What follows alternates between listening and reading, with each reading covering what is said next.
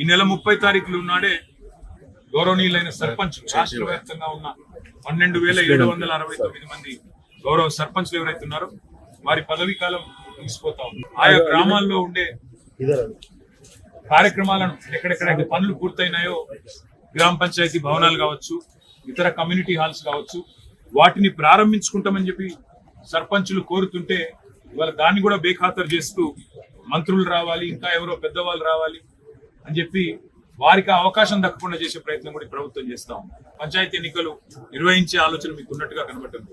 అందుకే ఈ రాష్ట్ర ప్రభుత్వాన్ని నేను డిమాండ్ చేస్తా ఉన్నా, మీరు వెంటనే ఒక ఎగ్జిక్యూటివ్ డిసిషన్ తీసుకోండి, మేము కూడా సమర్థిస్తాం.